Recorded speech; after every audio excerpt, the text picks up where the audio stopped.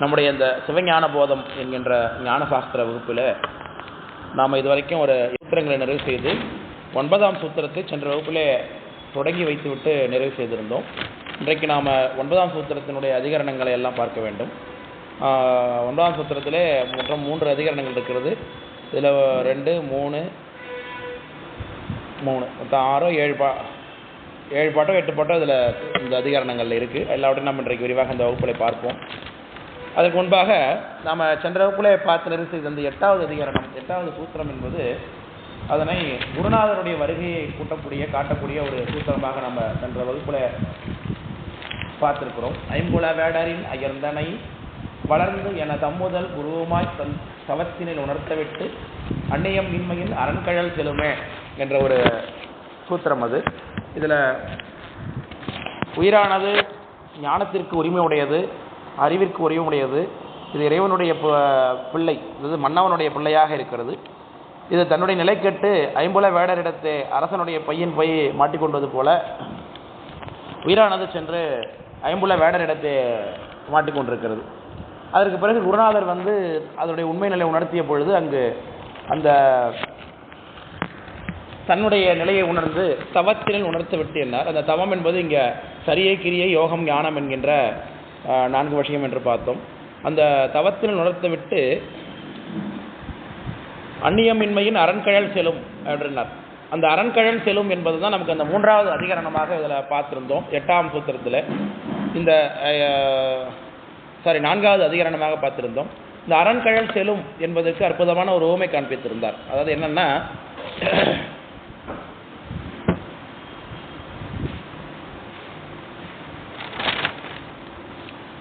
நான்காம் அதிகரணத்தில் இருக்கக்கூடிய மேற்கோள் ஏதுல நீ வான்மா தன்னை இந்திரியத்தின் வேறா காணவே தமது முதல் சீவாதத்தை அணையும் என்றதுன்னார். சீவாதம் என்பது இங்கு சிவபெருமானுடைய திருவடி அடையும். எப்பொழுது தன்னை இந்த உலகத்திலிருந்து, தன்னுடைய உறுப்புகளிலிருந்து, இந்த உடலிலிருந்து எப்பொழுது வேறாக காணுகிறதோ அப்போ அந்த ஆன்மா என்ன செய்யும்? இறைவனுடைய திருவடியை அடையும்னார். அதுக்கு என்ன ஏது சொல்லியிருந்தாங்கன்னா, ஊசல் கயிற்றால் தாய் தரையாம் துணையாக என்று சொல்லியிருந்தார். அதாவது இந்த ஊஞ்சலில் ஆடக்கூடிய ஒருவர் ஊஞ்சலுடைய கயிறு அருந்த வழி அந்த ஊஞ்சல் எங்கே போகும்? தரையில் விழும் இல்லையா? எப்போ கயிறு அருந்ததோ ஆட்டோமேட்டிக்காக அது என்ன ஆகிடும்? வேறு ஒரு முயற்சி எதுவுமே இன்றி நேரடியாக தரையை அடையும் இல்லையா? அப்போது தரையை அடைவதற்கு வேறு எந்த முயற்சியும் செய்யவில்லை அந்த ஊஞ்சல் பலகை அதில் அமர்ந்திருந்தவர் என்னும் பொழுது எந்த முயற்சியும் இல்லாமல் தன்னுடைய உடம்பு வேறு தான் வேறாக உணர்ந்த உயிர் எந்த முயற்சியும் இன்றி இறைவனுடைய திருவடி அடையும் என்று அந்த சூத்திரத்தில் சொல்லி நிறைவு செய்து விட்டார்கள். 4ஆம் அதிகரணத்தில் நிறைவு செஞ்சாச்சு. இப்போ குருநாதர் சொன்ன மாத்திரத்திலே பக்குவம் எய்திய உயிர் அவ்வாறாக செல்லும். ஆனால் இந்த உலகத்திலே அபக்குவமாக இருக்கக்கூடிய உயிர்கள் பல குருநாதர் பிரத்யட்சமாக ஆனதுக்கு பிறகும் கூட உபதேசங்களை பற்றுவதற்கும் கூட அது நேரடியாக இன்னும் அந்த முத்து நிலையையோ முத்தான்மாவையோ ஆகவோ அல்லது பக்குவத்தையோ எய்தவில்லையே, அதனுடைய நிலை என்னவாக இருக்கிறது என்ற ஒரு கேள்வி வருகிறது இல்லையா? ஊஞ்சல்லேருந்து அறந்து விழுந்துட்டாங்க, ஒரு பகுதி மட்டும் அறந்து போச்சு, இன்னொரு பகுதி இன்னும் அறவே இல்லை, பாதியிலே பிடிச்சிட்டு தொங்கி கொண்டிருக்கிறார்கள் அப்படின்னு கொள்ளக்கூடிய அந்த வகை ஆன்மாக்கள் என்ன ஆகிறார்கள், அவர்கள் என்ன செய்ய வேண்டும் என்பதைத்தான் அந்த 9ஆம் சூத்திரம் பேசுகிறது. அதாவது பற்றை விட்டுட்டாங்கன்னா அடுத்து நேரடியாக போவாங்க, இறைவனுடைய திருவடி அடைவார்கள். இப்போ நமக்கெல்லாம் பற்றை விட வேண்டும் என்று விருப்பம் இருக்கிறது, இறைவனுடைய திருவடி அடைய வேண்டும் விருப்பம் இருக்கிறது. ஆனாலும் நாமெல்லாம் சகல வகை ஆன்மாக்கள்லே அபக்குவிகளாக இருக்கிறோம் ரொம்பவும். அதனால் நம்ம குடும்ப பந்தங்கள், இந்த உலக வாழ்க்கை இதெல்லாம் நம்மளால் விட்டு செல்வதற்கு அச்சப்படுகிறோம். முதல்ல நமக்கு இருப்பது என்ன? அச்சம்தான். குடும்பத்தை விட்டு எப்படி செல்லுவது, அது ஊரார் என்ன சொல்லுவார்கள் என்கின்ற எண்ணம் அதுவே முதல்ல மான உணர்வு தானே. மானம்தான் வடிவாகி நிற்றலாலோ என்று உலகத்துக்காக நம்ம பேசி பார்த்துக்கிட்டு இருந்தால் எல்லாத்தையும் பார்த்து கொண்டிருக்க வேண்டியதான். எல்லாத்தையும் குறை தான் சொல்லிக்கிட்டு இருக்கோம். உலகம் எது செய்தாலும் அதுக்கு ஒரு கருத்து சொல்லி கொண்டு தான் இருக்குமே தவிர்த்து நீ சரியாக செய்திருக்கிறாய், நீ செல்லும் வழி சரிதான், அதனால் நீ செய்யதெல்லாம் சரியான முடிவு என்று யாரும் இங்கே என்கரேஜ் பண்ணுறவங்க கிடையாது. அதனால் இறைவனுடைய திருவடி அடைய வேண்டும் என்று நாம் முயற்சித்தோம்னா அதற்கு 1008 தடைகள் வரதான் செய்யும். உலோகாயுதம் என்னும் கலாபேதத்தை கடுந்திரல் அப்படின்னு சொல்லுகிறார். அப்புறம் மூவேழு சுற்றத்து முரணூறு நரகுங்கிறார் நம்முடைய பந்தங்களை மணிவாசகர் பெருமானார். மூவேழு சுற்றம்னர், மூவேழு எத்தனை? 21 தலைமுறைகளாக நம்ம கூட இருக்கக்கூடியவர்களாகிய அந்த சொந்த பந்தங்கள், அங்காளி பங்காளி, தாயாதிகள், மாமா மச்சான், கணவன் மனைவி, குழந்தைங்க பெற்றது, பேர பிள்ளைங்க எல்லாருமே முரண் உரு நரகுங்கிறார். இப்போ நம்ம செத்து போய் தான் உயிரை விட்டு உடம்பை விட்டு தான் நம்ம நரகத்துக்கு போக வேண்டியதில்லை. இப்போ எங்கே தான் வாழ்ந்து கொண்டே இருக்கிறோம் நம்மப்பா, இந்த நரகத்தில் தான் வாழ்ந்தே கொண்டிருக்கிறோங்கிறார் மணிவாசக பெருமானார். மூவேழ் சுற்றத்து முரநூறு நரகிடை ஆழாமல் காப்பாய் அப்படின்னு சொல்கிறார். இதில் ஆழ்ந்து விடாமல் நான் காப்பாற்றிக்கொள் என்று சொல்லுகிறார். அதனால் இப்போ நம்ம இருக்கிறது ஒன்றும் சொகுசான இடம் இல்லை. ஆனாலும் நம்ம என்ன நினைக்கிறோம், இதை விட்டு வெளியில் போவதற்கு விருப்பம் இருந்தாலும் என்னமோ ஒரு அச்சம் அல்லது முயற்சியின்மை அல்லது தடை இதெல்லாம் இருக்கிறதுனால இப்பேற்பட்ட இந்த இழுபறி நிலையில் இருக்கக்கூடிய நம்முடைய நமக்கு என்ன உய்தி பெற வழக்கூடிய வழி என்ன என்பதைத்தான் நமக்கு இந்த 9ஆம் சூத்திரம் காட்டுவதாக 9ஆம் சூத்திரம் தொடங்குகின்றது. 9ஆம் சூத்திரம் என்பது எப்படி இருந்தது, இது சென்ற வகுப்பிலே விரிவாக பார்த்துருக்கிறோம். இருந்தாலும் இன்னொரு முறை விரிவாக பார்ப்போம். உனக்கண் பாசம் உணரா பதியை ஞானக்கண்ணினில் சிந்தை நாடி உரா துணை தேர்த்தன பாசம் ஒருவ தன் நிழலாம் பதி விதி என்னும் அஞ்செழுத்தே என்று சொல்லுகிறார். அதனால் இந்த நமக்கு இந்த ஊசலாட்டத்தில் இருக்கும்பொழுது நமக்கு உதவி செய்வது என்னதுதான், விதி என்னும் 5 எழுத்து என்று 5 எழுத்து தான் நமக்கு மிகவும் உதவி பண்ணும் என்பதை இந்த சூத்திரத்தை அதை கிட்டத்தட்ட நம்ம நிறைவுக்கு போய் கொண்டிருக்கிறோம். நம்ம உண்மையிலக்கம் படிக்கும்போது நீங்கள் அவங்களுக்கு தெரிஞ்சிருக்கோம், நாதன் நடம் 5 எழுத்து அப்படின்னு கடைசியாக நிறைவுக்கு 5 எழுத்து வந்துட்டதுனால என்ன ஆகிடுது, நூல் முடிய போகிறதுன்னு அர்த்தம், பயனிலை நோக்கி சென்று கொண்டிருக்கிறோம்னு அர்த்தம். இப்போ 9ஆம் சூத்திரம் நிறைவாயிட்டா 10, 11, 12 அவ்வளோதான். அதோட நம்ம சூத்திரமே நிறைவாகிவிடும், சங்ஞான போதமே நிறைவாகிடும். இன்னொரு அதிகபட்சம் 2 அல்லது 3 வகுப்புக்குள்ளே சங்ஞான போதம் நிறைவாகிடும். நமக்கு அதிகபட்சம் நம்ம விரிவாக தான் எடுத்துருக்கோம்னு நினைக்கிறேன் இல்லையா. இவ்வளோ இதுக்கு மேலே விரிவாக எப்படி எடுக்குது வேணால் பேசலாம், 1 வருஷம் கூட பேசலாம். அதுக்கு மேலே பேசுகிறதுக்கு நமக்கு உங்களுக்கு எல்லாம் தெரியுது இல்லையா, அதனால் அவ்வளோ டீட்டெயிலாக உள்ளே போக வேண்டியதில்லை. நம்ம போகிற சீரான வேகம் சரியான வேகம் தான் சரியாக புரிகிறது. எனக்கு தெரிஞ்சு நம்ம வகுப்புகளில் நிறைய பேர் கேட்குறாங்க, இந்த வகுப்பில் நீங்கள் அப்படி சொல்லி இதை சொல்லாமல் விட்டீங்களே அதை பண்ணாமல் விட்டீங்களே அப்படின்னு. எனக்கு இது வரைக்கும் இந்த கம்ப்ளைண்ட்டும் வரலை. அதனால் நம்ம வகுப்பு சரியாகவே போய் கொண்டிருக்கிறதுன்னு எனக்கு நான் நினைத்து கொள்ளுகிறேன். ரெண்டாவது நமக்கு நடத்துறது நம்ம முழுசாக கவனிக்கலனாலும் அந்த கம்ப்ளைண்ட் வராது. சும்மா நம்ம கேட்டுகிட்டு இருக்கோம் அப்படிங்கிறது கேட்டால் அது வர போகிறது கிடையாது. கம்ப்ளைண்ட் இப்போது நான் வெளியில் சொல்கிறேன், நிறைய பேர் நமக்கு இந்த சிவஞான போத வகுப்புகளை கேட்டு தான் நான் இங்கே வந்தேனே. 2 பேர் நமக்கு சென்ற வகுப்பில் அறிமுகமானாங்க. சிவஞான போதம் படிக்கணும், சித்தாந்தம் படிக்கணும்னு எனக்கு விருப்பம், அதுக்கு சிவஞான போதம் படிக்கணும்னாங்க. சிவஞான போதம் படிக்கணும்னு தேடினாக்கா எனக்கு ஏகப்பட்ட வீடியோஸ் எல்லாம் கிடைக்கிது, நிறைய விஷயங்கள் கிடைக்கிது. அவங்கெல்லாம் நிறைய புக்ஸில் உள்ள விஷயத்தை எக்ஸ்பிளைன் பண்ணுறாங்க. புதுசாக என் மனதில் உள்ள சந்தேகங்களுக்கு யாரும் விளக்கம் கொடுக்கல. அப்புறம் வந்து அவங்களோட கிளாஸஸோடைய ஆடியோஸ் நான் கேட்டேன், எனக்கு ரொம்ப சந்தோஷமாக இருந்துச்சு. எனக்கு எதெல்லாம் தோணுகிறதோ அது எல்லாவற்றையும் நீங்கள் அதில் விலைக்கு கொண்டிருக்கிறீங்க அப்படின்னு சொல்லி சந்தோஷப்பட்டு வகுப்புக்கு வந்தார். பள்ளிக்கரணை இன்னும் வந்திருந்தாங்க, குடும்பத்தோட முதலாம் மண்டலம் இணைஞ்சிருக்கிறாங்க. அவங்க இங்கே இல்லை, இப்போ அங்கே தான் உட்காந்தாங்க, அதில் இந்த கை காட்டுற அப்படின்னு எனக்கு போகுது. சரி, அதுபோல் நமக்கு சுவாமியோட திருவருளால் நம்ம வகுப்பு நன்றாகத்தான் போய் கொண்டிருக்கிறது. இந்த உனக்கண் பாசம் உணராப்பதியினர் உயிரிடத்து மொத்தம் 3 வகை ஞானங்கள் இருப்பதாக நமக்கு சிவசமவாதி கூறுவான். சிவசமவாதி என்று சங்கர நிராகரணத்தில் பார்த்துருக்கோம். அவர்கள் பசுஞானம், பாசஞானம், பதிஞானம் என்று 3 வகையான ஞானம் இருக்கிறது. பாசஞானமும் பசுஞானமும் நீங்கிய இடத்திலே பதிஞானமானது உயிரினிடத்தை வந்து தோன்றும் அப்படின்னு அவங்க ஒரு கருத்தை சொல்கிறார்கள். அது இன்றைய வகுப்பில் நான் விரிவாக ஒரு இடத்துல பார்க்க போகிறோம். அதற்கு முன்பாக ஊனக்கண் என்னார். பார்க்கும் பொழுதே அவன் குருடன் நல்லா பார்த்தான் அப்படின்னா எப்படி பொருந்தது? குருடங்கும் பொழுது அவருக்கு என்ன இல்லை, பார்வை இல்லை, அவர் என்னத்தை பார்த்துருக்க போகிறார் இப்போ. அப்போ உயிருக்கு அறிவு இருக்கா சார்? இருக்குது சார், ஆனால் எப்படி இருக்குது, குறையுடைய அறிவாக இருக்குது. அதை தான் இங்கே ஊனக்கண் என்று தொடங்குகிறார்கள். கண் இருக்குது, ஆனால் என்னவா இருக்குது, பார்வை புலனாகாதபடி இருக்குது. இதுதான் ஞானத்தின் கண்ணை மறைத்த கடிய தொழில் ஆணவம் அப்படின்னார். உனக்கண் பாசம் உணராப்பதியை, இது தானாக சென்று பதி என்னது, பதி இருப்பதை உணராது என்று சொல்லுவார். அப்ப சாமி சொன்னாங்க, சார் பதி சாமி எங்கே இருக்கார்? எங்கேயோ சர்வ வியாபகமாக இருக்கார். சரி, நம்மகிட்ட இருக்காரா? அண்டத்தில் உள்ளதுதான் பிண்டத்திலும் இருக்கு. நம்ம உடம்புக்குள்ளேயும் சாமி இருக்கார். தேடி கண்டு கொண்டேன் தேடி தேடரா திருமாலோட நான்முகனும் தேடி தேரணும் தேவன் தன்னை என்னுள்ளே தேடி கண்டு கொண்டேன் என்று அப்பர் சாமி சொல்லுகிறார்கள். அதுதான் இன்னைக்கு ஒரு இதில் பின்னாடி பார்க்க போகிறோம். உனக்கண் பாசம் உணராப்பதியை ஞான கண்ணினில் சிந்தை நாடி, நம்முடைய சிந்தையினாலே ஞானத்தில் விருப்பமுள்ளவர்களாக நாம் இருக்க வேண்டும். அந்த நம்முடைய சிந்தையினாலே எப்படி சார் அந்த சிந்தை என்பது எங்கே வருகிறதுனா, நம்முடைய சிந்தையினாலே நம்மை சிவமாக பாவிக்க வேண்டும். மலம் நீங்கிய இடத்துல நாம் இருப்போம், சிவம் இருப்பார். 2 பேரும் இப்போ சத்து பொருளாகத்தான் இருப்பார்கள். ஒருத்தர் சத்தா இருக்கார், ஒருத்தர் சத்தா இருக்கார், இன்னொருத்தர் சதசத்தா இருக்கார். வெரி குட், சதசத்தா இருக்கார்.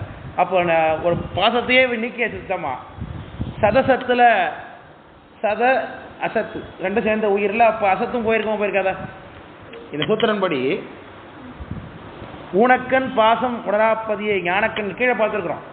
நம்முடைய பொறிப்புலன்கள்லாம் நான் இல்லைன்னு எப்போ உயிர் நினைக்குதோ, குருநாதருடைய வருகையினாலே இந்த உலகத்திலிருந்து நான் வேறானவன் எப்பொழுது உயிர் நினைக்க ஆரம்பிச்சுட்டுதோ, அப்போ அதுக்கிட்ட என்ன இல்லை, பாசம் இல்லை. ஆனால் இதுக்குடைய பேரே என்னது, சத சத்து, சித சித்து. அப்போ பாசம் நீங்கும் பொழுது அதில் சதசத்துன்னு சொல்கிறதுல உள்ள அசத்துங்கிறது வெளியில் போயிடுமா போயிடாதா? அப்போ மிச்சம் இருக்கிறது யார் யார், சுவாமி ஆகிய சத்தும் இதில் அசத்து நீங்கினது ஆகிய சத்தும் இருக்குது உயிரில். சொல்கிறது விளக்கம் புரியுதுங்களா? ஆமாம், அசத்து நீங்கிருச்சு உயிர். இப்போ அசத்துக்கு உயிருக்கு 2 தன்மை உண்டு சொல்லியிருக்கோம். சதசத்து தானே உயிர், அதில் அசத்து நீங்கிய வழி இதில் இருக்கக்கூடிய அசத்து தானே நீங்கி இருக்கும். அப்போ உயிர் என்ன தன்மையை அடையும், சத்துத்தன்மையை அடைகிறது. இப்போ சத்துத்தன்மையே அடைந்திருக்கு. ஆல்ரெடி யார் இருக்கா, சத்தாகிய சுவாமி இருக்கார், அவரோட ஒரு போய் சேர்ந்துக்கிறார், 2 பேர் சேர்ந்துக்கிறாங்க. விளக்கம் புரியுதுங்களா? அப்போ சத்துனாலே நம்மளுக்கு என்னதான் அர்த்தம், சத்துனா சுவாமின்னு அர்த்தம். அப்போ உயிர் என்ன ஆகும், சிவமாம் தன்மையை அடைந்து கொண்டு சேர்ந்து நிற்கிறது. இதுதான் நம்முடைய முத்தி நிலை என்று நாம் சொல்லுவோம். விளக்கம் புரியுதுங்களா? அப்போ இப்போ நாம இது முத்தி நிலையில பேசிக்கொண்டிருக்கிறோம். ஜீவன் முக்தராக இருக்கக்கூடிய இந்த உலகத்தில் வாழக்கூடிய உயிர் தன்னை இந்த உலகத்திலிருந்து வேறாக பார்த்து தன்னை ஒரு சத்து பொருளாக பாவித்து சிவமாக பாவித்துக் கொள்ள சிவோகம் பாவனை என்னுடைய சிந்தனையினாலே செய்ய வேண்டும் என்று சொல்கிறோம். அது அந்த சிந்தை நாடி என்று சொல்லுகிறது பின்னாடி அதிகரணம். உராத்துணை தேர்த்தன பாசம்.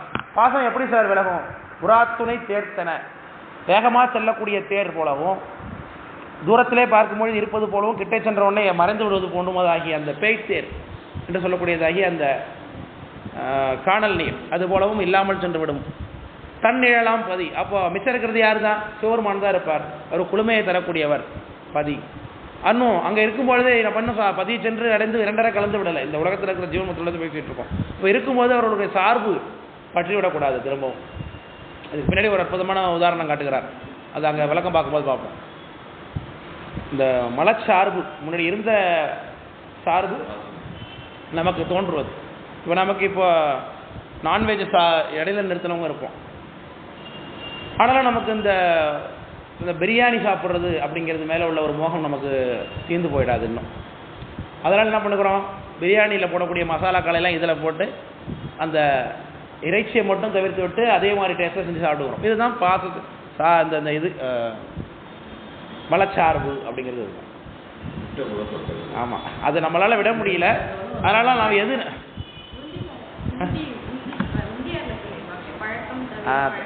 தவிர பிழப்போது என்பனை உந்தி பரன்னு பாடுறேன்.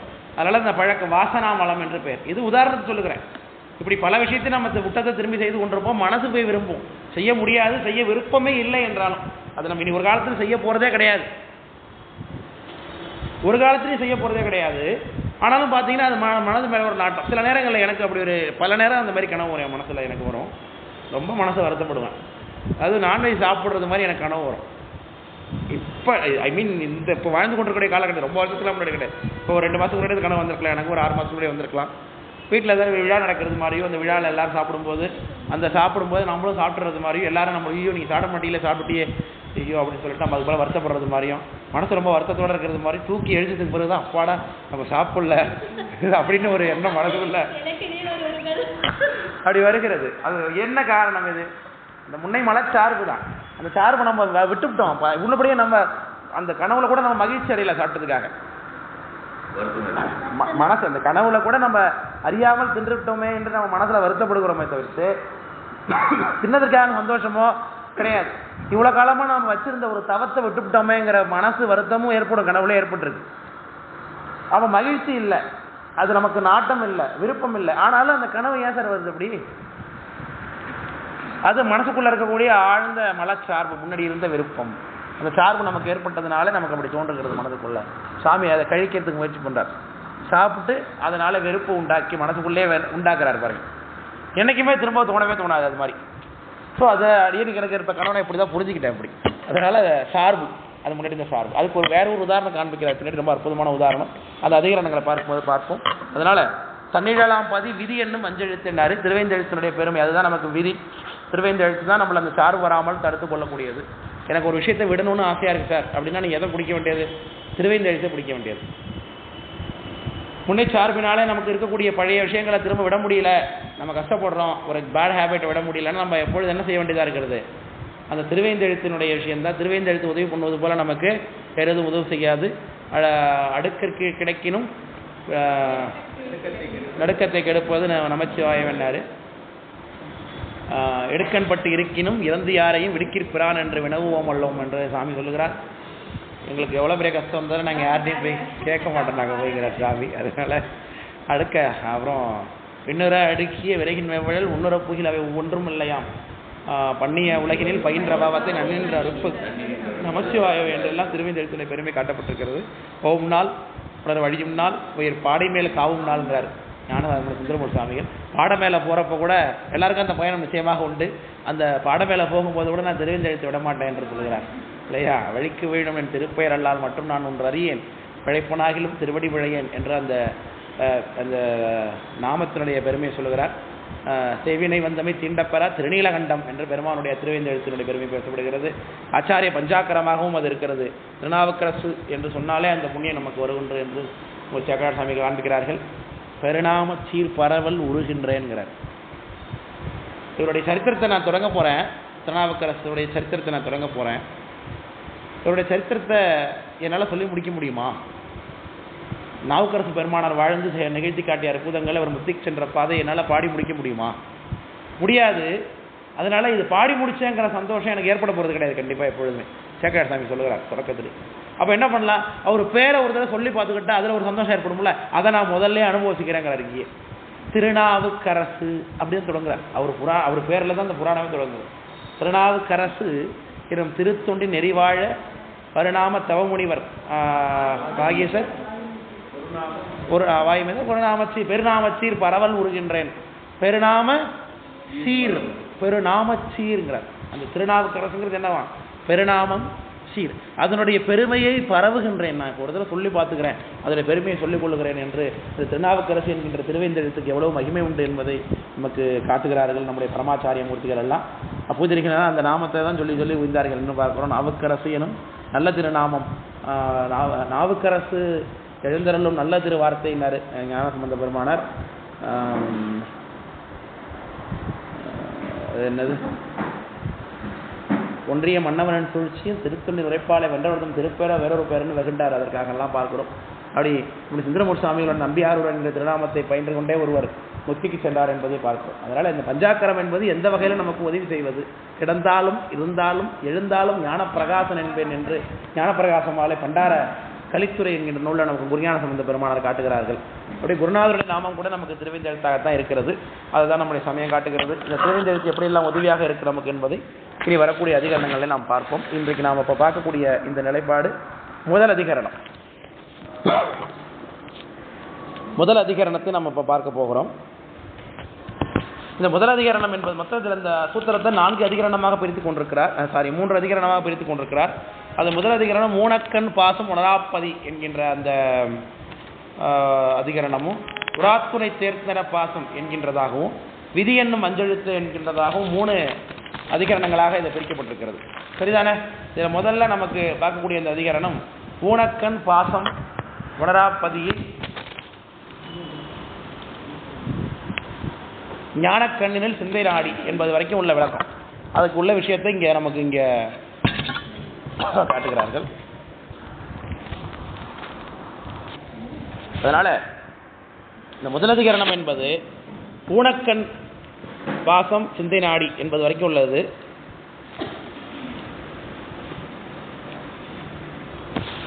இந்த முதலதிகரணம் எதை சார்பாக எழுந்திருக்கிறது என்றால், இந்த சிவ சமவாதிகள் என்கின்ற ஒரு தரப்பினர் இருக்கிறாங்க.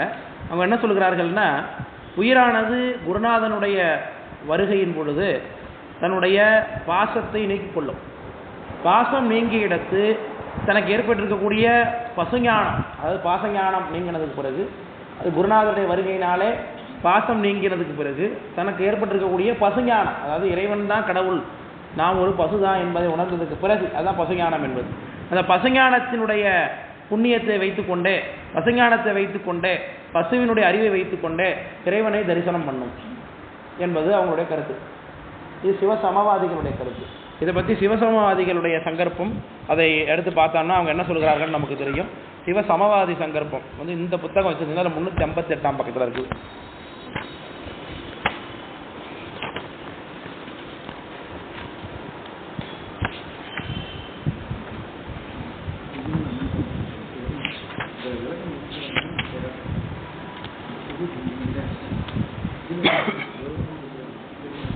இதில் பாசமும் பசுவும் ஈசனும் என்று இம்மூவகை உணர்வு தம் முதன்மையாய் பாச ஐம்புலன் தேசுர உணர்த்த பசுத்தனி ஞானம் பொசித்திடும் அன்றே என்று சொல்கிறார் சிவசமவாதி. பாச ஐம்புலன் தேசுர உணர்த்த, தேசுர உணர்த்தன தேசு குருநாதன் ஐம்புலன்களுடைய தன்மை என்ன, அதிலிருந்து நீ எப்படி வேறானவன் என்பதை விளக்கிய விடத்து பசு தனி ஞானம் பொசித்திடும். பசு என்ன பண்ணும், தனியாக ஒரு ஞானத்தை பெற்றுக்கொண்டு விளங்கும் என்று சொல்லுகிறார். அப்போ அன்றே இணைய ஞானம் பெரிவுரை ஏரியா செந்தலில் தகுந்தது அப்படியே போகுது வரிசை. இதில் என்ன சொல்கிறார்கள் இதுதான் அவர் எடுத்து பேசியிருக்காருங்க. அதாவது பசு ஞானத்தை வைத்துக்கொண்டே பதியை பார்க்கலாம். இதுதான் சிவசமாவாதியுடைய கருத்து. அவங்க என்ன தடை சொல்கிறார்கள், குருநாதர் பாசத்தை தான் நீக்கி விட்டாரே, பாசத்தை நீக்கின உடனே நேரடியாக சாமி வந்துடுவார்னு கீழே நீங்கள் வேற நேரடியாக வந்த உடனே இங்கே தரையை அடையும் அப்படி சொல்லிட்டீங்கல்ல, அது போல வருவதற்கு பதிஞானம் மட்டுமே துணையாக இருக்கும்னு கொண்டால் என்ன, அது ஏன் பதிஞானம் வர வேண்டும் என்று சொல்லுகிறீர்கள் என்று ஒரு கேள்வி இருக்கிறது. இந்த பதிஞானம் வருவதற்கான காரணம் என்ன, பதிஞானம் இல்லை என்றால் உயிருக்கு என்ன இழப்பு ஏற்படும் என்பதை தான் இந்த அதிகாரம் பேசுகிறது. அதனால் ஞானமானது பதிஞானத்தால் தான் உண்டாகும், பசுஞானத்தினால ஞானம் உண்டாகாது. என்னைக்கும் ஞானம் என்பது ஈசன்பால் அன்புன்னாரு. ஈசன்பால் அனுபவிப்பது என்றாலே எல்லாமே சிவருமான் என்ற எண்ணம் இருந்தால்தான் அது நடக்கும். அப்போ ஞானமானது சிவருமான். இப்போ நம்முடைய ஞானம் கெட்டு பசு ஞானம் கெட்டு பதியினுடைய ஞானம் நம்மிடத்தை ஏற்படும். அதுதான் தொடக்கத்தில் நம்ம கிட்ட இருக்கக்கூடிய அசத்து நீங்கின உடனே உயிர்கிட்ட இருக்கக்கூடிய சத்துத்தன்மை மட்டும் இறைவரோட சேர்ந்து ஒரு என்ன ஆயிடுவார், சிவமாம் தன்மை அடைவார். அப்போ இவருடைய ஞானமும் அவருடைய ஞானமும் என்னவா இருக்கும், ஒரே மாதிரியாக இருக்கும். இதை என் குணத்துலோமே என்று அப்பர் சாமி சொன்னாங்க. இதை 8 குணத்தில் நாங்கள் இருக்கோம் என்று சொல்வார்கள். அப்படி உள்ள தன்மையை பேசுகிறார். அதனால இந்த அதிகரணத்துக்குரிய மேற்கோள் பாருங்க, ஈண்டு அம்முதலை ஞானக்கண்ணினாலே காண்க என்றது. இதற்கான மேற்கோள் இருக்கா? ஈண்டுனா இங்க இனி என்ன பண்ணணும், உயிர் அந்த முதல் என்பது அந்த முதலைன்னு இருக்கு அப்படின்னு என்ன அர்த்தம்? அம்முதலைனா முதல்வன் சிவபெருமான், எல்லாவற்றுக்கும் முதலாக இருக்கக்கூடியவராகிய சிவபெருமான் இல்லையா? பொற்றி என் வாழ் முதலாகிய பொருளே அப்படின்னாரு. வாழ் முதல், நமக்கு வாழ்வுக்கு முதலாக இருக்கக்கூடிய சிவபெருமான். ஞானக்கண்ணினால் காண்க என்றது ஞானக்கண்ணினாலே அப்படின்னார். அந்த கண்ணினாலேங்கிறது அதனால தான் காண முடியும், மற்றதால காண முடியாது என்பதை சொல்லுகிறது. அது ஏகாரம் பிரிநிலை என்று சொல்கிறார்.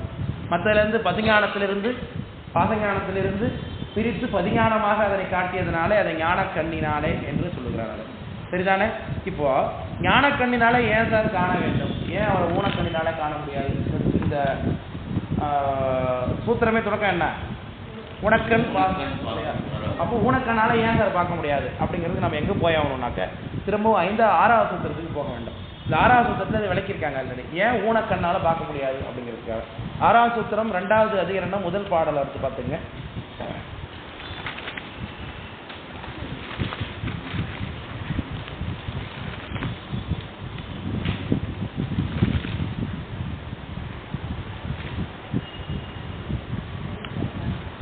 அதில் உள்ள மேற்கோட படிங்க. இல்ல 6வது சூத்திரத்துல 2வது அதிகரணம் முதல் பாட்டு. இனி இவ்விரண்டு தன்மையும் இன்றி வாக்கு மனாதீத கோசரமாய் நின்ற அதுவே சத்தாயுள்ள சிவம் என்று உணர எழுந்தது இவ்வதிகரணம் தான். அப்போ சிவபெருமான் யாருக்கு அதீதமானவர், அதுல என்ன இருக்கு, இனி இவ்விரண்டு தன்மையும் 2 வாக்கு இன்றி வாக்கு மனாதீத கோசரமாய் நின்றனர். வாக்கிற்கும் மனத்திற்கும் அதீதம். அதீதம்னா என்ன சொன்ன, அதீதம்ங்கிற சொல்லுக்கு என்ன அர்த்தம், கடந்து போயிடுறதுன்னு அர்த்தம். அப்ப வாக்கினாலே பிடிக்க முடியாதவன், மனத்தினாலே பிடிக்க முடியாதவன் என்று சொல்லுகிறது. இந்த வாக்கும் மனமும் எதனோடு சம்பந்தப்பட்டது, பாசத்தோடு சம்பந்தப்பட்டது. எதனால உண்டு பண்ணி கொடுத்திருக்கிறார் வாக்கையும் மனத்தையும் சுவாமி நமக்கு? வாக்கும் மனமும் எதனால உண்டாக்கப்பட்டிருக்கு, எதனாலே உண்டாக்க, மாயையினால. வாக்கு மனம் எதில் உண்டாயிருக்கு, வாக்கு என்பது என்ன, அது எது, என்னென்ன வாக்கு, சொற்பிரபஞ்சத்தில் வரக்கூடியதாகிய சூக்கும வாக்கு, மத்தியமை வாக்கு, வைகரி வாக்கு, பைசந்தி இதெல்லாம் இருக்கு. Right, very good. அதெல்லாம் இறைவனை பிடிக்க முடியுமா சார்னா முடியாதுன்னு எங்க பிடிச்சிருக்கோம் நம்ம கீழவே படிச்சிருக்கோம். அப்போ பிடிக்க முடியாததை திரும்ப பற்றி பேச வேண்டியதில்லை, எதாலே பிடிக்க முடியுங்கிறதெல்லாம் பேச வேண்டும். இப்போ விளக்கப்படுதுங்களா? இப்போ அதை ஒரு பெரிய பாத்திரம் எடுத்து மீன் பிடிச்சிட்டு வருவோம் அப்படின்னு எடுத்துகிட்டு போனால் மீன் பிடிக்க முடியுமா? அதுக்கு என்ன வேணும், வலை பாத்திரத்தினால வேணா மீனை பிடிச்சி அதில் போட்டு தான் வச்சுக்கலாம். தவிர்த்து பாத்திரத்தையே வளர்த்து எடுத்து மீனை பிடிக்க முடியுமா? முடியாது. அப்போ வாக்கு மனத்திற்கு அதீதமாக இருக்கக்கூடியவன் சிவபெருமான். அவனை நிச்சயமா என்ன பண்ண முடியாது? பசுஞானத்தினாலே அடையவே முடியாது. அப்போ பசுமானம் நீங்கிய இடத்துல உயிரிடத்தில் இருக்கக்கூடியதாகிய தத்துவத்தன்மை அது பதிஞானமாக ஆன வழி. அந்த பதிஞானத்தினாலே சிவபெருமானை காண வேண்டும். அதுதான் அங்கே சொல்லியிருக்கிறார். அவன் வாக்கு மனாதீத கோசரமாய் நிற்றார். இதுதானே ஏது ஏது என்ன? இந்த இந்த சுத்தத்துக்கு வந்துருங்க, முதலாம் சுத்தத்துக்கு வந்துருங்க. ஏதுக்கு என்ன? ஏது என்ன? அதுக்கு அவன் அவன் வாக்கு மனாதீத கோசரமாய் நிற்றலால். திரும்ப அதே நீங்க வந்துருக்கு பார்த்தீங்களா? 6ஆம் சூத்திரத்தை வந்துருக்கு பாருங்க. 6ஆம் சூத்திரம் விஷயம் அப்போ நிற்றதால். அப்போ அவன் வாக்கு மனத்திற்கு எட்டாதவனா இருக்கிறதுனால வாக்கினாலே நம்மளால முடியாது, மனத்தினாலே நம்மளால முடியாது. வாக்கு என்பது இந்த இடத்துல நமக்கு நாக்கை குறிக்குது, கண்மேந்திரியம் உடலை குறிக்குது. மனம் என்பது அந்த கரணம் குறிக்குது. ரெண்டும் சேர்ந்தது தான் இந்த உடம்பு. இந்த உடம்பினாலே, இந்த உடம்பில் ஏற்படக்கூடிய அறிவினாலே சிவபெருமானை என்ன பண்ண முடியாது? பார்க்க முடியாது. அப்போ இதில் என்ன வரணும்? ஞானத்தன்மை ஏற்பட வேண்டும். அந்த ஞானம் தான் என்னவா? பதிஞானம் என்று சொல்லுகிறார் இல்லையா? அப்போ பதிஞானத்தினாலே சாமி பார்க்க வேண்டும். அப்போது எப்படி தேடினாலும் இந்த உடம்புல கிடைக்காது என்கின்ற கூற்றத்தான் இங்கே சொல்லுகிறார். இதுதான் நம்முடைய சூத்திரம். இப்போ அதிகரண வெண்பா பார்க்குறோம். 9வது சூத்திரத்திலே முதல் அதிகரணம் முதல் பாட்டு 9:1:1. அதான் பார்க்க போகிறோம். நாடியே என்போ நரம்பு கோழையோ தேடி என்னை அறியேன் சேர்ந்த வகை நாடி அரண் தன்னாலே தன்னையும் கண்டு தமை காணாரா காணார் என்னாம் என அறிவார் இன்று என்று சொல்லுகிறார். இந்த நாடியே என்று தொடங்குது பார்த்தீங்களா? சரி, நாடியோ இல்லை, நாடியே தான்.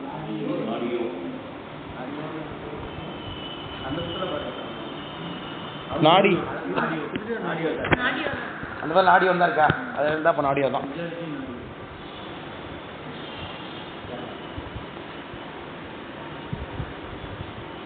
நாடியோ என்போ ரைட் தான், கரெக்ட் தான். இந்த நாடி என்கின்ற சொல் என்பது தேடி என்கின்ற பொருள்ல வருகிறது இல்லையா? நாடுதல்னா என்ன? தேடி சென்று அடைவது. நாட்டம்னா விருப்பம், தேட்டம் அப்படின்னு அர்த்தம். இதுல இந்த சூத்திரத்துல பாருங்க, உனக்கண் பாசம் உணராப்பதியை ஞானக்கண்ணிடல் சிந்தை நாடினார். அந்த நாடிக்கு தான் இந்த வருது. நாடுதல்னா தேடுறது. ஆனால் அந்த நாடி இந்த பாட்டில் வர முதல்ல நாடியோ ஒன்று இருக்கு, அந்த நாடி கிடையாது. இந்த பாட்டில் 2வது வரியில நிறைவுள்ள தனிச்சொல்லு வருது பாருங்க, நாடி அரண்.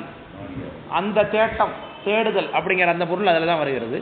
இந்த முதல்ல வரக்கூடிய நாடியோ என்போ நரம்பு கோழையோ தேடி இணையறியேன்னர். இந்த உடம்புக்குள்ள, இந்த உடம்பின் மூலமாக இந்த பசுஞானத்தினாலே சிவபெருமான் எங்க இருக்கிறார் என்று தேடினால் நம்மளால கிடைக்க முடியாது. இப்போ இந்த சூத்திரத்துல என்ன ஒரு நலத்துறத்தை பார்த்துங்க. இந்த உடம்பு உள்ள பார்த்தீங்கன்னா என்னென்ன இருக்குங்கிறாரு? நாடி, எண்பு, நரம்பு, சீழ், கோழை, இதெல்லாம் தான் இந்த உடம்புல இருக்கு. இதில் என்ன இல்லைன்ட்டாரு? சிவபெருமானே இல்லைன்ட்டார். இது சீழ்னா உடம்புல உள்ள சீழ்,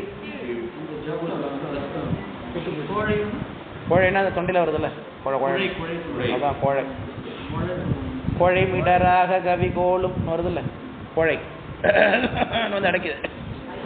ஹை, அதான் ஐமேலுந்தி அலமந்த போதாக அஞ்சேல் என்று அருள் செய்வான் அமரம் போய். இப்போ இந்த உடம்புல பார்க்க முடியாதுன்னு தொடங்குறாரு. இதே 9ஆம் சூத்திரத்தில் அதிகாரங்கள் நிறையும் போது இந்த உடம்புக்குள்ள தான் இருக்கார் அப்படிங்க போறார். விளக்கப்படுத்துங்களா? இதுல உடம்பு என்ன? அது நாடி, எண்பு, நரம்பு, சீர், கோழையா தான் இருக்கு. இதுல என்னத்தை சிவபெருமானை பார்க்க முடியும்ட்டார். இதே சூத்திரம் திரும்பி நிறைவாக போகுது. 3ஆம் அதிகாரம் நிறைவாகும் பொழுது இந்த உடம்புக்குள்ளதான் சிவபெருமான் இருக்கார், அதை நீ பார்க்கணும் அப்படிங்கிற முறையை சொல்லிக் கொடுக்கறதா இந்த அதிகாரம் நமக்கு. அப்போ பாசம் நீங்கிய வழி இறைவன் உடம்புல இருக்கிறது தெரியும். பாசம் நீங்காத போது இறைவன் இந்த உடம்புக்குள்ள இருக்கிறது தெரியாது. இப்போ பாசம் நீங்காத வழி ஒருத்தர் பார்த்தாருன்னா அந்த உடம்புக்குள்ள என்னதான் தெரியும்? நாடி. சொல்லிட்டு இருக்காங்களா யோகத்துல, யோக விஷயத்துல பேசும்போது நாடிங்கும் பொழுது இடகலை நாடி, பிங்கலை நாடி, சுழுமுனை நாடி, அதில் தேடி தேடி பார்க்குறாங்க. உன்னுடைய மூச்சை கவனி அப்படிம்பாங்க. இது யோக விஷயத்தில் பேசுகிறவங்கலாம் பார்த்தீங்கன்னா திருமந்திரம் பேசுகிறவங்களாம் அதான் பேசிகிட்டு இருப்பாங்க. அதுதான் முக்கியம், அதுதான் முக்கியம், அதை பற்றி தான் பேசிகிட்டு இருப்பாங்களே தவிர்த்து பக்தியை பற்றியெல்லாம் பேசிகிட்டு இருக்க மாட்டாங்க. எல்லாம் சும்மா சார் இதுதான் சார் உண்மை, உடம்புக்குள்ளே தான் சார் எல்லாம் இருக்குது சார் சொல்லிட்டு இருப்பாங்க. ஆனால் பாசம் நீங்காத வழி இதெல்லாம் நம்ம பேசி ஒரு பிரயோஜனம் கிடையாது சார், அது வருது தான் என்று சொல்லுகிறார். அப்போ நாடியோ என்போ எலும்புல தேடினாலும் கிடைக்க போகிறதில்ல, நரம்புல தேடினாலும் கிடைக்க போகிறதில்ல, சீழில் தேடினாலும் கிடைக்க போகிறதில்ல. இதெல்லாம் தாத்விகங்கள், இனம் பற்றி வந்தது. நாடியில் நம்ம தேடணும் முதல்ல இடங்களை. மொத்தம் 10 நாடி நம்மகிட்ட இருக்கா? 10 நாடி நம்மகிட்ட இருக்கு, தெரியாதா? நாடி எத்தனை மொத்தம்?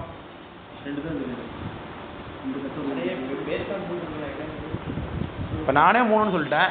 இடகலை, பிங்கலை, சுழுமுனைன்னு. அதெல்லாம் 10 இருக்கு. அத்தி, அலம்புடை அப்படின்னு இருக்கு. அத்தி, அலம்புடை, வேற என்ன? வெரி ஃபர்ஸ்ட் இயர் நோட்ஸ் யாராவது வச்சுருக்கீங்களா? பல தடவை நான் சொல்லிட்டேன், கிளாஸ்க்கு வரும்போது ஃபர்ஸ்ட் இயர் நோட்ஸை சேர்த்து எடுத்துருவாங்கன்னு. நமக்கு தான் தெரியறது இல்லையே, நம்ம தான் ஞாபகம் வச்சுக்கிறது இல்லை. நமக்கு நிறைய வேலைகள் இருக்குது, நமக்கு அது ஞாபகம் இருக்காது. அப்புறம் எப்படி? அதனால் ஃபர்ஸ்ட் இயர் நோட்ஸை சேர்த்து தான் எடுத்து வரணும். பல தடவை சொல்லிட்டு எடுத்துட மாட்டோம் நம்ம.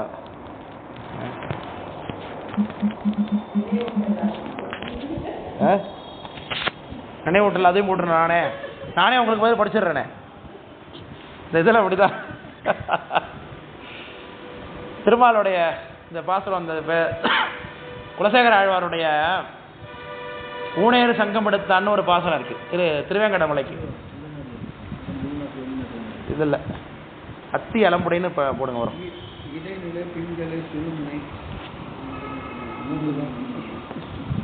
அதில் வந்து ஊனேறு சங்கம் எடுத்தான்னு அந்த இதில் வந்து நான் அந்த திருமாலையில் நான் ஏதாவது ஒன்றா இருந்துக்கிறேன்னு கேட்டுட்டு இருப்பார். அதில் அவர் கூனேரி குறுகாய் பிறப்பேனே சொல்லுவார். குறகாய் அந்த திருங்கடத்தில் இருப்பேன், ஒரு பூவா செண்பக பூவாக இருக்கிறேனே, ஒரு தூணாக இருக்கிறேனே, இந்த கோயிலில் ஒரு தூணாக இருக்கிறேனே அப்படின்ட்டு. அப்புறம் உங்கள் படியாய் கிடந்தோன்னு பவளவாய் காண்பேனேன்னு படியாக இருக்கிறேனே அப்படி கேட்டுக்கிட்டு வர்றார். கடைசியில் பாட்டில் எம்பெருமான் திருமலையில் ஏதேனும் ஆவேனே அப்படின்னு முடிச்சுட்டார். அதுக்கு வந்து பெரியவாச்சான் பிள்ளை உரை அவங்களுடைய வியாக்கியானத்தில் அவர் சொல்கிறாராம் எப்படின்னா, ஏதேனும் ஆகிறதுனா என்ன, எப்படி? அதுக்கு என்னன்னா, இவர் எல்லாத்தையும் ஆகி பார்த்துட்டு கடைசியாக கேட்குறாரு, நான் வேணா உனக்கு பதில் திருமாலை நின்றுக்கிறேன், நீ போய் பார்க்கடலில் படுத்துக்கியா அப்படின்னு. ரெஸ்ட் இடம் போயிட்டு நான் வேணா ஒல்லியாக ஆகிடுறாளே அப்படின்னு அவர் இதுக்கு உரை எழுதுறதாக சொல்லுவாங்க. அதுமாரி நானே உங்களுக்கு பதில் எல்லாத்தையும் படிச்சுட்டு நானே பரிச்சை எழுதிட்டேன், சர்டிஃபிகேட் கூட ஈஸியாக வாங்கிக்கலாம்ல கேள்வியா. உங்களை அப்படி திட்டுறது கூட எப்படி ஒரு நயத்தோடு திட்டுறேன் பார்த்தீங்களா? பெரியவாச்சா பிள்ளை உரையை வைத்து கொண்டு உங்களை நான் திட்டுறேன் போலாம். சரி, என்ன கண்டுபிடிச்சிங்களா சார்? அத்தி அலம்புடை என்ன வரலையா? என் ஃபோனில் நெட்டு வரல, ரொம்ப சுத்தம்.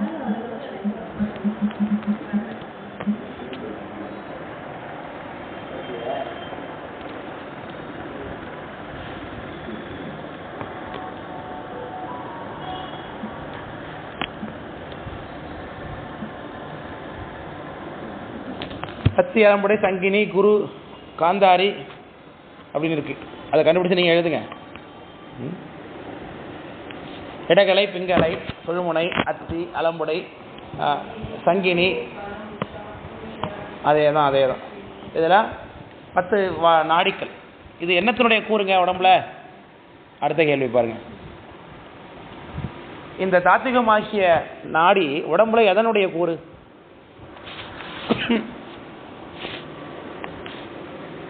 நிறுத்திடுறேன். உடம்பு எதனால ஆயிருக்கு?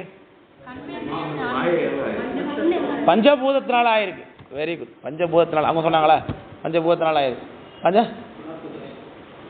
இல்லை, பஞ்சபூதங்களுடைய கூறு நம்ம உடம்புல என்னென்ன? இது வரைக்கும் எப்போ படித்து ஃபர்ஸ்ட் இயரில் உங்களுக்கு சொல்லி 36 தத்துவத்தில் 60 தாத்துவங்கள் படிக்கும்போது நடத்துனது. மண்ணினுடைய கூறு என்னென்ன உடம்புல எத்தனை இருக்கு? தசை, எலும்பு எல்லாம் 5 சொல்லணும் எனக்கு. தசை, எலும்பு, அதான் தசை சொல்லியாச்சு. தசை நானே சொல்லிடுறேன். தசை, எலும்பு, மஜ்ஜை, மயிர், நகம், இதெல்லாம் நமக்கு மண்ணினுடைய கூறு. அப்புறம் தண்ணியினுடைய கூறு என்ன? ரத்தம். ரத்தம் தண்ணீரா? ரத்தம். அப்புறம் இளநீரா? என்ன நீரா? ரத்தம். சுக்லம் சுரோனிதம். ஐயா சுரேடியம் எதுவும் பாகல. சுக்லம் சுரோனிதம். அப்புறம் சிறுநீர். அப்புறம் என்ன சொன்ன? ரத்தம். கண்ணீர் தனியாக வராது. ரத்தம் சீழ ஏதோ சம்திங் வரும். 5. அடுத்தது காற்றினுடைய கூறு தசவாயுக்கள். அது நமக்கு தெரியும். தசவாயுக்கள் பேர் என்ன? எடுத்தோடனே அபானம். கூர்மன், கிருகர், நாகன், கூர்மன், கிருகரன், தேவதத்தன், தனஞ்சயன், அப்புறம் அப்படியே அதில் ஒரு 10 பேர் வராங்க இல்லையா? பஞ்சபிரம்மா.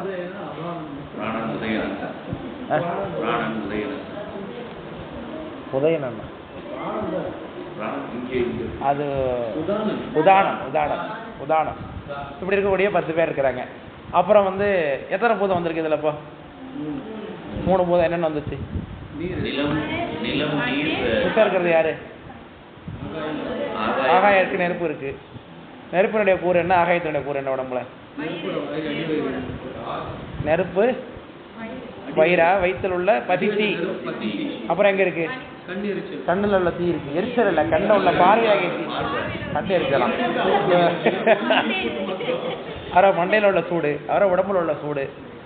அப்புறம் வேற எங்க சூடு இருக்கு? இதயத்தில் உள்ள சூடு. 5 சூடு. அப்புறம் மிச்சம் யார் பாக்கி இருக்கா? இங்க யார் பாக்கி இருக்கா? மிச்சம் நாடி இருக்கு. அப்ப நாடி யாருடைய கூறு? ஆகாயத்தினுடைய கூறு. 10 நாடிகளை எதனுடைய கூறு? ஆகாயத்தினுடைய கூறு. அதனால நாடி என்ற தொடக்கத்தில் சொன்னதுனால இனம் பற்றி மற்ற தத்துவங்களையும் சொல்லுகிறாருன்னு சொல்லுகிறார். நாடியோ என்போ நரம்பு சி கொழையோ. சாரி, அந்த நரம்பு அதில் இதில் வந்துடும், மண்ணில் வந்துடும் நினைக்கிறேன். மண் கூறில் நரம்பு வந்துடும்.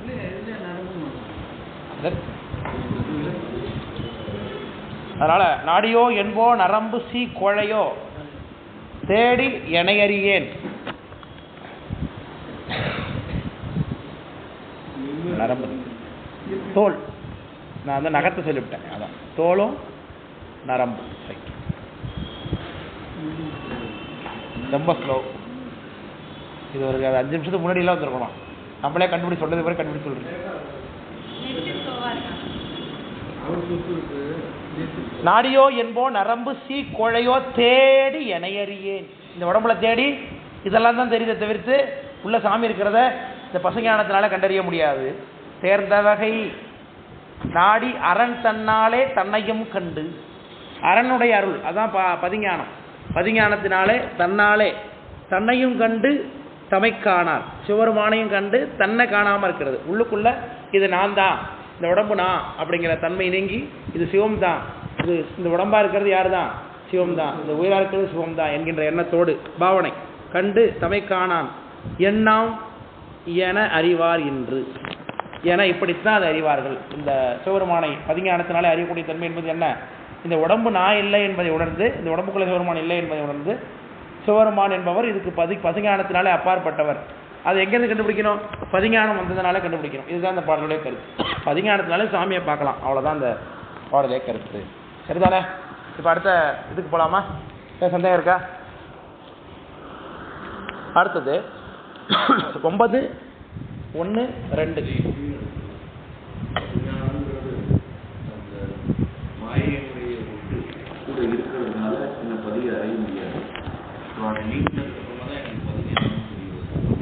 ஆமாம், பசுஞானம் நீங்கினாதான் பதிஞானம் வரும்.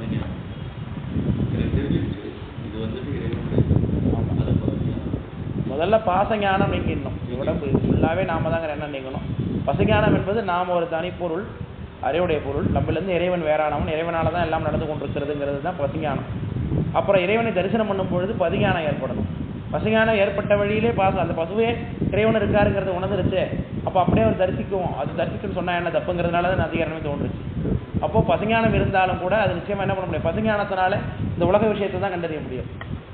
அது பதியை அறியாது. ஏன்னா பதி வாக்கு மனாதீதன், பசு வாக்கு மனத்துக்கு உட்பட்ட அறிவு கொண்டது. அதனால இந்த உடம்பு இருக்கும் பொழுது இருக்கக்கூடிய அறிவு, இந்த உடம்பை வைத்துக்கொண்டு அதெல்லாம் என்ன பண்ண முடியாது? பதியை அறிய முடியாது. அப்போ என்ன பண்ணலாம்? இந்த உடம்பு இருக்கும் சிவருமான் அறியவே முடியாது சார்னா அறிய முடியும். அப்போ இந்த உடம்பு என்னவா ஆகணும்? பதித்தன்மை அடைய வேண்டும், அருள் தன்மை அடைய வேண்டும். நன்னறிய சிவானந்த ஞான வடிவே ஆகினார். ஞான வடிவமாக ஆகும் பொழுது அது இறைவனுடைய தரிசனத்தை பெறும் என்பது இந்த முதல் அதிகரணத்தில் உள்ள முதல் பாடலுடைய விளக்கம். இப்போ அடுத்தது இதை சொன்ன இப்போ நமக்கு விளக்குறாரு இல்லையா? நம்மளாம் மாணவர்கள் நைகண்ட தேவநாயனாருக்கு. இப்போ நமக்கு அவர் சொன்ன உடனே நமக்கு இந்த விஷயம் புரிஞ்சு போச்சு. பதிஞானம் கிடைத்த உடனே பதிஞானத்தினால தான் சாமி அடைய முடியும். அதனால அந்த பதிஞானத்தை தான் கண்ணாக கொண்டு உயிர் அறிகிறது. அப்படி ஏற்கனவே நீங்கள் ஒரு இடத்துல நடத்திருக்கீங்க, எனக்கு அது புரியுது அப்படின்னு நமக்கு ஒரு ஞாபகம் வந்துருப்போம். இப்போ நமக்கு வராது அதெல்லாம் ஞாபகம்லாம், அது நமக்கு தெரியும். நமக்கு என்னைக்கு வந்திருக்கு அதெல்லாம் நம்ம ஞாபகம் சொல்லுங்கனா தான் நம்ம சொல்லவே மாட்டோம். தன்னோட தலையை குடிஞ்ச மாதிரியே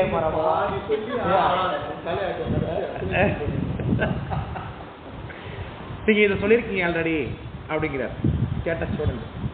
என்ன சொல்றாருன்னா 5ஆம் சூத்திரத்துல 2வது அதிகரணம், 5ஆம் சூத்திரத்துல 2வது அதிகரணம் முதல் பாடம்.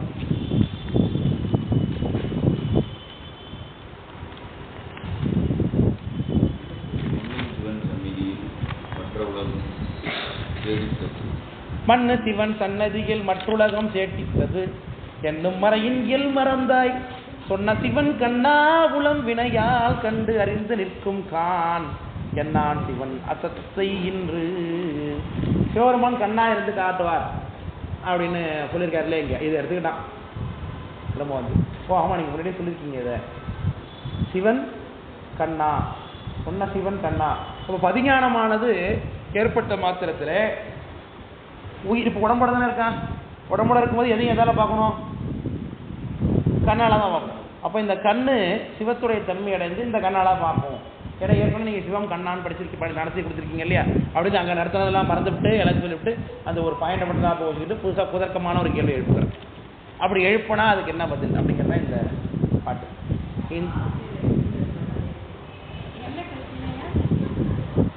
இந்த சொன்ன சிவன் கண்ணா, சிவனே கண்ணா, பதிஞானத்தினால சாமி பார்க்க முடியும்னு சொன்னார் இல்லையா. பார்க்க முடியும்னே பார்க்கணுன்னா கண்ணு வேணும். அந்த கண்ணே சிவனா இருக்கார், அப்போ கண்ணால தான் பார்க்குறாரு.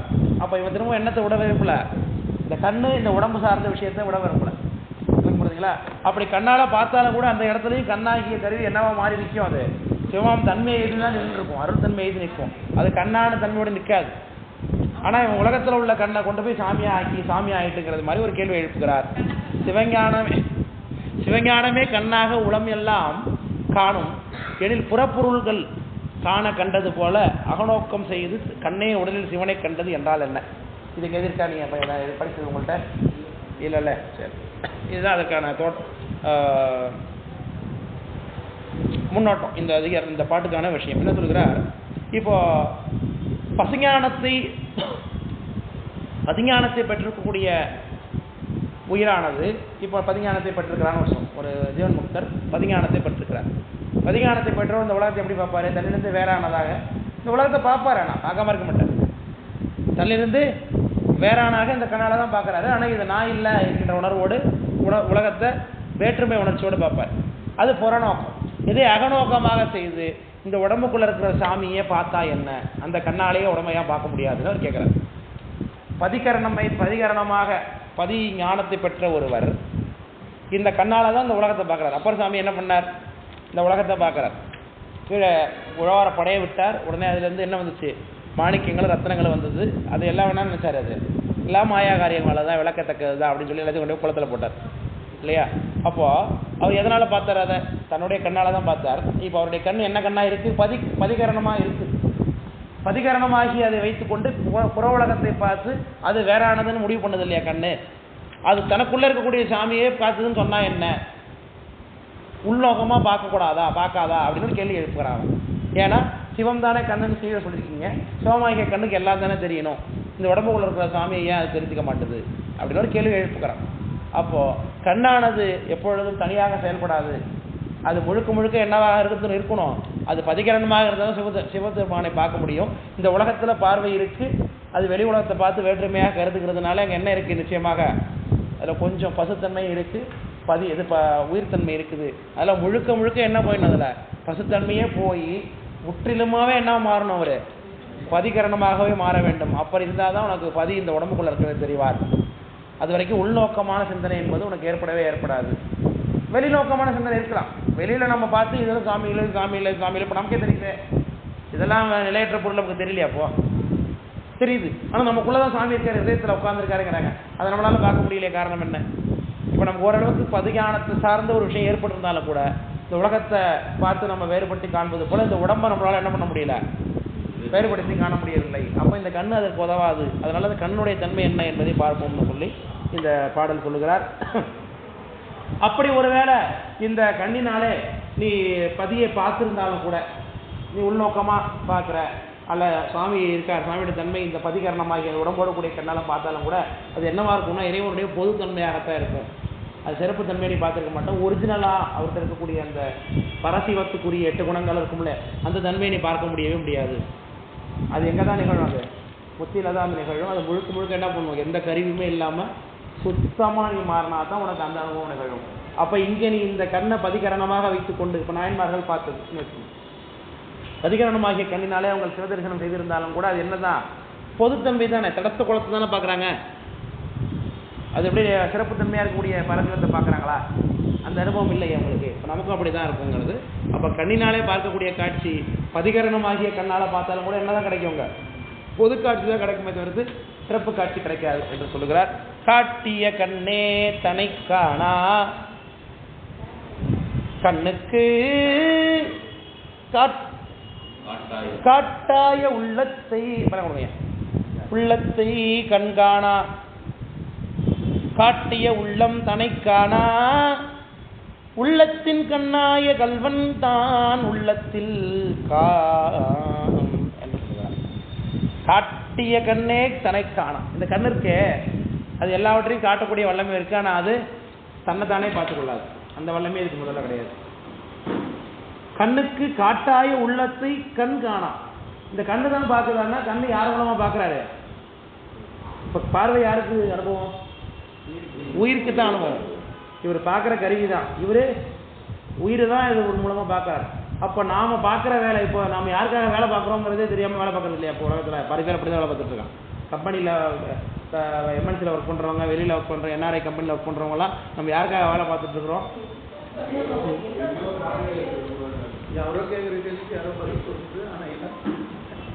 அப்படிதானே இருக்கு. அது போலதான் இந்த கண்ணுங்கிற, இந்த கண்ணு யார் மூலமாக பார்வை நிகழ்த்தி கொள்ளுகிறது? பார்வை அனுபவத்தை பெறுவது யாரு? உயிர். ஆனா அந்த உயிர் தான் நம்ம மூலம் நம்மளை வேலை வாங்கிட்டு இருக்காங்கிறது அந்த கண்ணுக்கு தெரியாது. அந்த கண்ணு தன்னையும் பார்த்து கொள்ளாது. தான் யார் மூலமா வேலை வாங்கப்படுகிறவங்க அதை பார்த்துக்க முடியாது. அதான் சொல்லுகிறார், காட்டிய கண்ணே தன்னை காணா கண்ணுக்கு காட்டாய உள்ளத்தை கண் காணா. உள்ளம்ங்கிறது இந்த இடத்துல உயிர், உள்ளம்னா உயிர். காட்டிய உள்ளம் தன்னை காணா, அந்த உள்ளத்தை காணாது. தனக்கு இந்த பார்வை நிகழ்வதற்குரிய காரணமே உயிர் தான். உயிர் ஒன்று இல்லைன்னா கண்ணு மட்டும் இருந்து பார்க்குமா? பார்க்காது. அதையும் இந்த அப்போ நமக்குன்னு ஒரு தனிப்பட்ட சக்தி இருக்குது அப்படிங்கிறது கண்ணுக்கு தெரியாது, இல்லைங்கிறதும் கண்ணுக்கு தெரியாது. அப்போ உள்ளத்தின் கண்ணாய், அப்போ அந்த கண்ணு பார்க்கணும், கண்ணில் பார்வை நிகழணும் அப்படின்னாலே யார் தான் காரணமாக இருக்கணும்? அந்த உள்ளத்தின் கண். அப்போது உயிர் முக்கியமாக அந்த உயிர் இருக்க இந்த கண்ணால் தான் பார்க்குறேன் அப்படிங்கிற தன்மை இல்லாமல் அதுவும் நிற்கும். கண்ணுக்கு தான் காட்டுறேன்னு தெரியாது, தன்னால் யார் பார்க்குறாங்கிறது தெரியாது. அப்போ அந்த பார்வை நிகழ்வதற்கு உலகில பொறுத்தவரைக்கும் யார் தான் காரணம்? உயிருக்குள்ளே இருக்கக்கூடிய சாமி தான் காரணம். கண்ணு நல்லா தெரியும், இந்த பொருள்லாம் இருக்குது நல்லா தெரியும், ஆனாலும் கூட சூரிய வெளிச்சம் இல்லைன்னா கண்ணு தெரியுமா? தெரியாது. அப்போ பார்வை நிகழ்வதற்குரிய சம்பவம் காட்சி இருக்குது, உயிரும் இருக்காது, கண்ணும் இருக்குது. இப்போ கண்ணு இருக்குது, பார்வை நிகழ வேண்டியதுதானே, ஏன் லைட் அமைச்சது தெரிய மாட்டேது? இப்போ அப்போ 2 இருந்தாலும் மட்டும் பார்வை நிகழ்வதற்கு வாய்ப்பு இல்லை. நிச்சயமாக சூரிய ஒளின்ற ஒன்று 3ஆவது ஒரு ஆள் வேணும். அதுபோல் உயிருக்கு அறிவு நிகழ்த்துவதற்கு உலகத்தில் உள்ள உலகம் இருந்தாலும் சரி, உயிர் இருந்தாலும் சரி, 2த்துக்கும் சம்மந்தப்படுத்துறது யார் வேணும்? சாமின்னு ஒருத்தர் வேணும். அதுபோல் கண்ணுக்குள்ளே இருந்து கொண்டு காட்சி நிகழ்த்தவர் யார்? சாமி தான். அந்த கல்வன்னர், உள்ளத்தின் கண்ணாய கல்வன் தான் உள்ளத்தில் காண். அந்த கல்வன் மூலமாகத்தான் என்ன பண்ணலாம்? உள்முகமாக உன்னை பார்க்க முடியும். அதான் உள்ளத்தில் காணர். அப்போ சாமி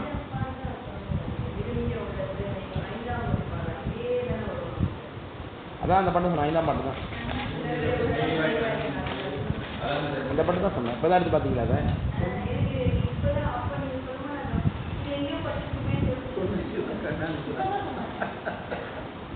அதனால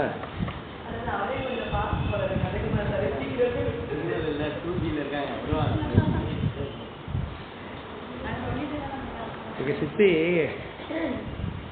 நடு சுற்றி இருக்காங்க. அவன் என்ன பண்ணுவாங்க, எல்லாம் சேர்ந்து போய் சிரிச்சிட்டு இருப்போம், ஜோக்கடி சிரிச்சு எல்லாம் முடிச்சிருவாங்க. அப்புறம் சரி விட்டு அப்புறம் தனியாக சிரிக்காது. எல்லாம் சிரிச்சு முடிச்சதுக்கு பிறகு அப்புறம் தான் அதுக்கு புரியும் ஜோக்கு. அப்புறமேல சரி விட்டு சரி காவடி அப்படின்னு சொல்லிட்டு தெரியும்.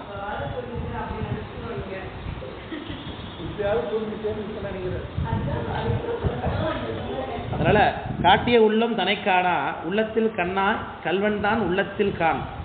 அந்த உள்ளத்துல கல்வனாக இருக்கக்கூடிய மறைந்து இருந்து கொண்டிருக்கக்கூடிய, ஏன்னா மறைந்திருக்கிறவன் திருட, அதனால தெரியாத உள்ளுக்குள்ளே தான் இருக்கா, நம்ம கூட தான் இருக்காரு, நம்மளை நான் கண்டுபிடிக்க முடியாத அளவுக்கு இருக்கிறார் இல்லையா.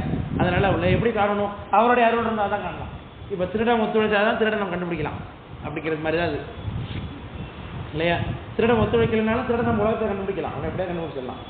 திருடன் வந்து தான் மாட்டணும்னு நினைச்சாதான் என்ன பண்ணலாம்ப்பா இந்த திருடனை பொறுத்தளவுக்கு. அது இந்த உலகத்துல உள்ளத்தின் கண்ணாய கல்வன் தான் உள்ளத்தில் காண். அதனால உலகத்துல இந்த உள்ளத்துல உடம்புல உயிரிலேயே சாமி இருக்கார், அவரை நீ அவருடைய துணையினாலே என்ன பண்ணணும், கண்டுபிடிக்க வேண்டும் என்று சொல்லி நிறைவு செய்கிறார். இதோட நமக்கு அந்த முதல் அதிகாரம் நிறைவாகிறது.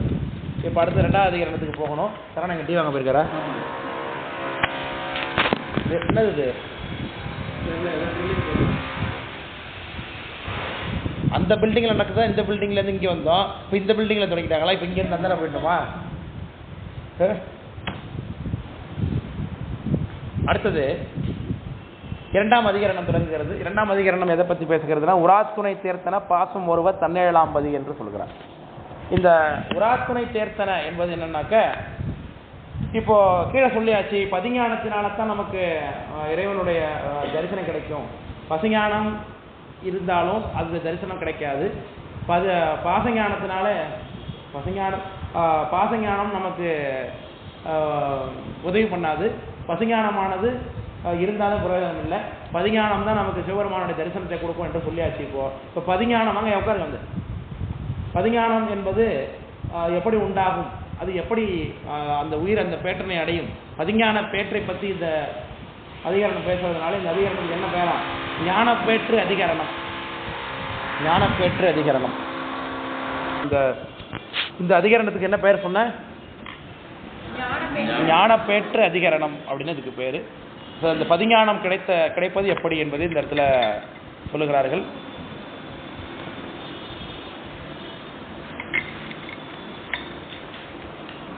இந்த ஞானப்பேற்று அதிகரணத்துக்குரிய மேற்கோள் பாருங்க. இதை ஒரேடியா மேற்கோள் ஏதுன்னு பிரிச்சு காமிக்காம ஒரே மேற்கோளாகவே படித்து போட்டிருக்கார் நம்முடைய மெய்கண்ட தேவநாயனார். இனி அசத்தாய் உள்ள வண்ணபேதங்கள் அசத்து என்று காண உளதாய் நிற்பது ஞான சுரூபம் என்று உணரற்பாற்று என்று இருக்கு இல்லையா. என்ன சொல்லுகிறார், இந்த அசத்தாய் உள்ள வண்ணபேதம்னா என்ன, நேரடியா இது எதை பத்தி பேசுதுன்னு சொல்லாம டைரக்டா அந்த வாக்கியத்தை மட்டும் கொடுத்துட்டார். இப்போ நம்ம தான் ஆராய்ச்சி பண்ணணும். இப்போ ஒரு சுவர் இருக்குன்னா இந்த செவத்துல பல வண்ணங்களை கொண்டு ஒரு ஓவியம் வரைந்திருக்கிறார்கள் இல்லையா. அது என்ன உள்ளபடியே ஒரு படம், ஒரு மயில் இருக்கிறது போல படம் வரைஞ்சிருக்கிறாங்கன்னு வச்சுப்போம். அந்த மயிலுக்கு எத்தனை வண்ணங்களை பயன்படுத்தியிருப்பாங்க? நீலம் வண்ணம் மெஜாரிட்டியாக இருக்கும், தவிர பச்சை வண்ணம் இருக்கும், இறகுல இருக்கக்கூடிய மற்ற வண்ணங்கள்லாம் காட்டப்பட்டிருக்கும், காலு எல்லாமே கலர். இது தனித்தனியாக பிரித்து பார்க்கும்போது அந்தந்த வண்ணத்தை அப்படி வட்ட வட்டமாக ஏதோ ஒரு ஷேப்பில் வரைஞ்சுதான் இருக்காங்களே தவிர்த்து உள்ளபடியே மயில் வந்து அங்கே உட்காந்துருக்கா இல்லை தானே. அது எல்லாமே பிரித்து பார்த்தா என்னது, அது வெறும் கலர்ஸ் தான். கலர்ஸ் தான் நமக்கு என்னவோ நம்மளுடைய மதிமயக்கத்தினால என்னவோ தோன்றுகிறது அது. ஆமாம். இப்போ நீங்கள் இதில் பாருங்களேன், நீங்கள் இந்த கிண்டி என்ன ஏன் சிரிக்கிறீங்க, சிரிப்பு வருதா? நந்தனம் சிக்னல், நந்தனம் இல்லை, அது என்னது, சின்னமலை இருக்குல்ல, சின்னமலை. அந்த இதில் சின்னமலையிலேருந்து இந்த கிண்டி கத்திப்பாறை வர வரைக்கும் இருக்கக்கூடிய அந்த மெட்ரோ ட்ரெயினுடைய பிரிட்ஜி கீழே பில்லரில் பார்த்தீங்கன்னா பெயிண்ட் பண்ணியிருப்பாங்க. அது கிட்ட தூரத்தில் பார்த்தீங்கன்னா நல்லா அழகாக தெரியாமல் இருக்கும் பெயிண்டிங். கிட்ட போய் பார்த்தீங்கன்னா அது அவ்வளோ கிளியராகவே அதில் வரைஞ்சிருக்க மாட்டான், சும்மா கண்ணாமண்ணான்னு பெயிண்ட் அப்படியே கோட் பண்ணியிருப்பான், அவ்வளோதான். தூரத்துலேருந்து பார்க்கும்போது நமக்கு என்ன தோன்றுகிறது, அது ஒரு ஓவியமாக இந்த காட்சியாகவே தெரிகிறது. கிட்ட போய் பார்த்தா வெறும் கலராக தான் தெரியாது. இந்த கலரை கண்ணாமண்ணான்னு என்னென்னமோ பண்ணி வச்சிருக்கான்னு மட்டும் தான் தெரியுது தவிர்த்து கிட்ட பார்த்தா அந்த ஸ்ட்ரக்சர் நமக்கு தெரியாது. தூரத்துலேருந்து பார்க்கும்போது நமக்கு என்னவா தெரிகிறது, ஒரு வண்ணமாக தெரிகிறது. இப்போது அது வெறும் வண்ணம் தான் எனும் பொழுது வண்ணத்தெல்லாம் கழிங்க, ஒன்று ஒன்றா கழிங்க, எல்லாத்தையும் எடுத்துருங்க. கடைசியில் எண்ணெய் மட்டும்தான் இருக்குங்க, செவரு மட்டும்தான் இருக்கும். அப்போது இந்த உலகத்தில் உள்ள பாச காரியங்களை எல்லாம் ஒன்று ஒன்றா கழிச்சுட்டா கடைசியில் என்ன மிச்சமாக இருக்கும், சாமி மிச்சமாக இருக்கும் இருப்பார் அப்படிங்கிறது நாம் சொல்லுவோம். இதே கருத்து வேற ஒருத்தவங்க சொன்னாங்க, அது யார், மாயாவாதிகள். மாயாவாதிகளுடைய கருத்து நேற்று என்ன பார்த்தோம், மடியிழை வாங்கலும் ஒன்று பார்த்தோம் இல்லையா?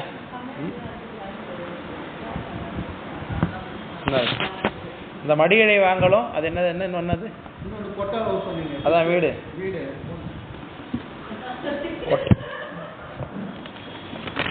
பரவாயில்ல ஐயாவுக்கு அது உள்ள உட்காந்துருக்கு, அது வரைக்கும் சந்தோஷம் தான். அது வீடை ஒன்று ஒன்றா நம்ம பிரித்து எடுத்துட்டாக்க வீட்டில் மிச்சமாக இருக்கிறது என்னது?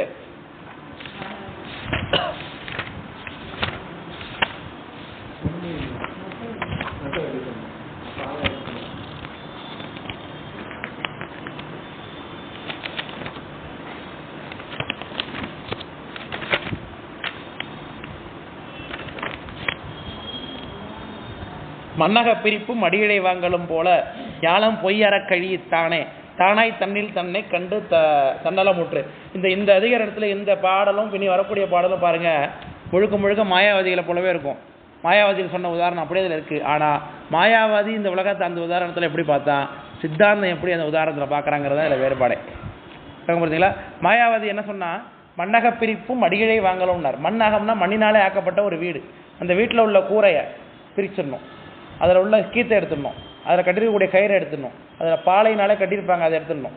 அப்புறம் ஒரு மரமாக வாங்கிடணும். கடைசியில் என்ன இருக்காது, அங்கே வீடுன்னு ஒன்று இருக்கவே இருக்காது இல்லையா? மிச்சமாக இருப்பது பரமாத்மா என்று அவன் சொன்னான் இல்லையா? அந்த பரமாத்மா நான் தான். இதுதான் அவனுடைய பிரச்சனை. இப்போ நாமளும் என்ன சொல்ல போகிறோம், ஒன்று ஒன்றா இருக்க போகிறோம், மிச்சம் இருக்கிறது சிவபெருமான் அப்படின்னு நம்ம சொல்ல போகிறோம். ஆமாம், மாயாவதியில் தான் குடாகாயப்பா. அதனால் அந்த இருக்கிறது என்னவா, மிச்சம் இருக்கிறது சிவபெருமான் தான் என்று அந்த இதில் சொல்லுகிறார். அதை நம்ம தேனிடலுக்கு பிறகு பார்ப்போம். பார்த்துருவோம்.